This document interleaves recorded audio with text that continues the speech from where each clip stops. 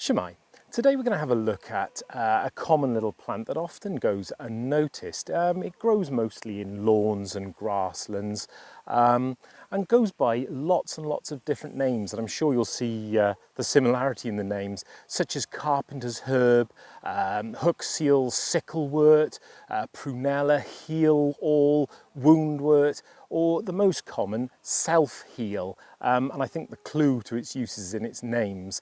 The Latin for it is Prunella vulgaris, and in Welsh, Craith enos. Selfheal is a perennial, so it will come up in your lawn every year, and it's a creeping herb that will form a mat within the grass if you look carefully for it. This is a small patch of grass that we chose not to mow this year as part of No Mow May, and we've just left it to go. And there's everything has come up, from things like common spotted orchids through to the buttercups and lots of different grasses and types of plants, and yarrow I can see over there. But what we're looking at today are these beautiful purple flowers, which is the self-heal. Selfheal flowers from March to September. The flowers are mostly purple, but they can sometimes be white or crimson. The flowers have two lips on them and are usually about 13 to 15 millimetres long, so they're quite small. The flowers come out from bracts.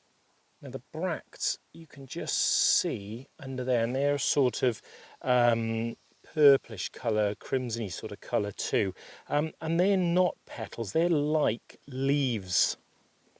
And just below the flower, you can see there, is a pair of leaves. It's a good way of telling that you've got self-heal. The stem also is a squarish shape if you feel it. And the leaves, you can see them, there's one coming up there, there's one there, are generally around about 5 centimetres long. Self-heal has a very long history as a healing herb, and it's actually mentioned in Chinese medical literature of the Han Dynasty, which ran from 206 BC to AD 23. So you can see it's been recognised as a useful herb for a very, very long time. In the old days, it was noted that the upper lip of the flower, it's very difficult to see, but there, was hook-shaped, and that's why it got the name hookseal or sicklewort, because billhooks and sickles were a big cause of wounds back in the olden days. They were sharp implements for cutting grass and things. Also, face-on the side it looked like a hook or a sickle. Face-on, it was said that it looked like an open mouth with swollen glands on either side. And that's why it was thought to be useful for treating throat and mouth problems.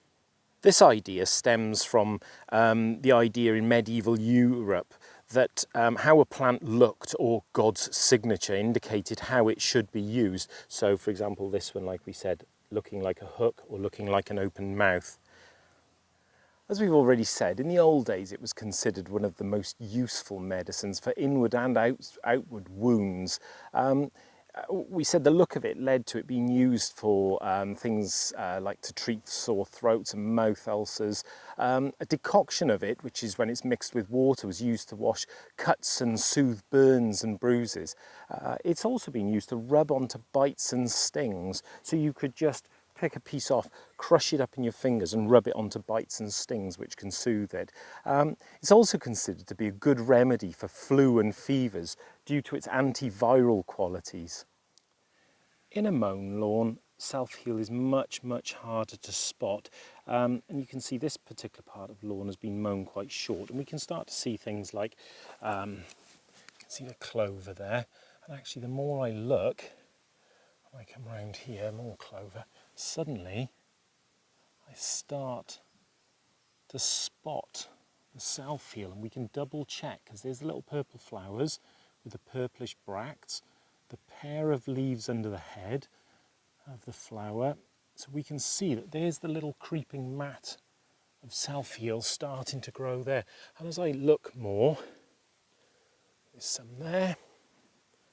I If I come around this way, there's more there. And this is the best way to look for plants like this. Get right down on your hands and knees and have a bit of a rummage round and see what you can find.